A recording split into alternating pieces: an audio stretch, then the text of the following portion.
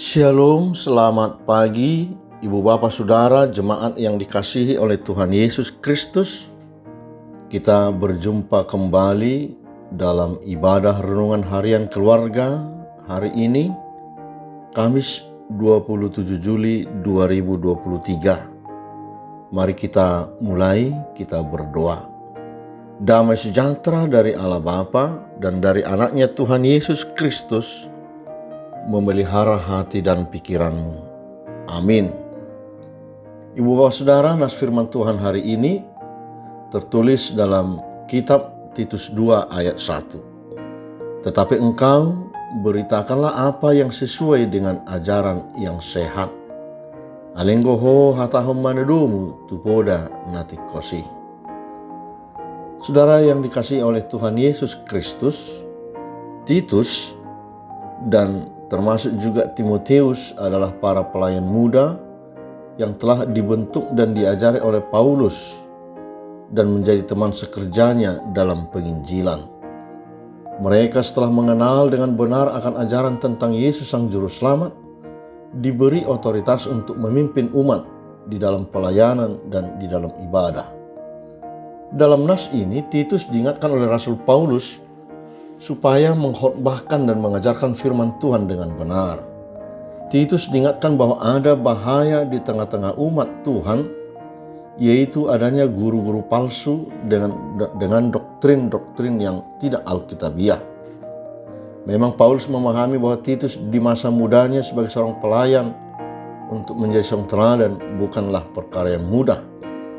Namun justru pada posisi demikian Paulus menyatakan bahwa orang muda atau masa mudanya bukanlah jadi penghambat untuk menjadi seorang pemimpin, untuk seorang pengajar, dan untuk seorang menjadi teladan.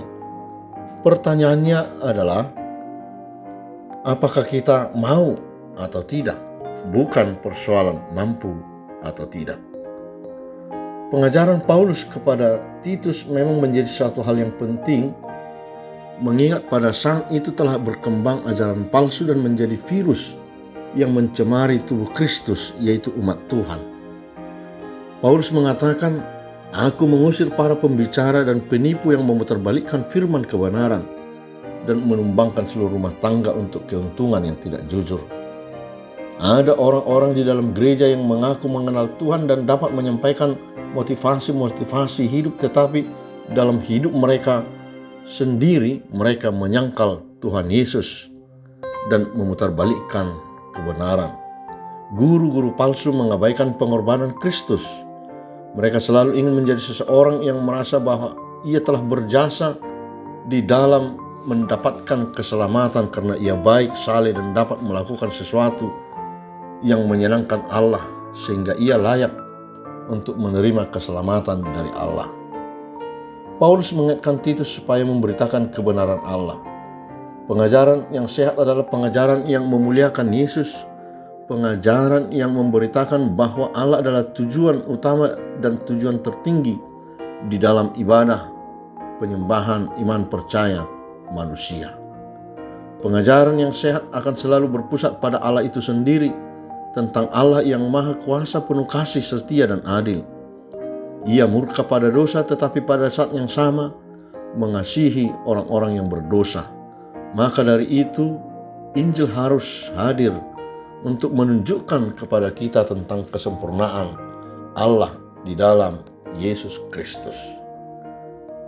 Keselamatan bagi kita manusia itu adalah anugerah Allah melalui Yesus Kristus, bukan karena amal perbuatan baik manusia. Perbuatan baik dan amal yang dilakukan oleh manusia semata-mata buah dari iman percayanya yang telah menerima Yesus sebagai Juru Selamat. Namun pun demikian, Paulus juga mengingatkan Titus supaya ia menjadikan dirinya teladan dalam kebaikan. Karena esensi pengajaran yang sesungguhnya adalah melalui sebuah teladan. Titus harus dapat memperlihatkan gambaran hidup tentang kebajikan dan kemurahan hati melalui hidupnya, sebagaimana yang ia harapkan terjadi pada jemaat.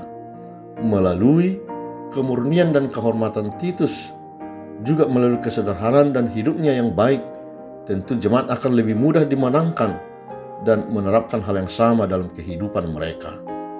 Dan pada akhirnya perlu diingatkan bahwa setiap orang percaya adalah saksi-saksi Kristus, sehingga hidupnya pun harus menjadi teladan.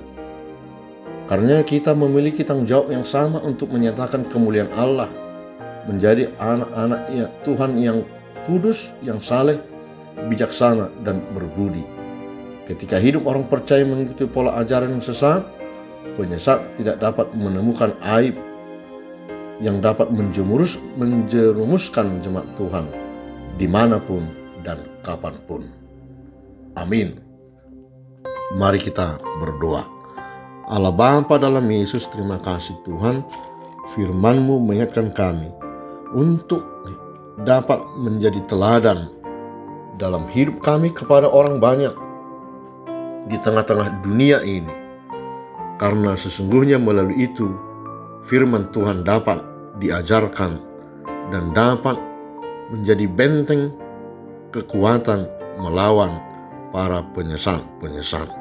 Tolong kami ya Tuhan untuk dapat melakukannya. Dalam Yesus Kristus kami berdoa.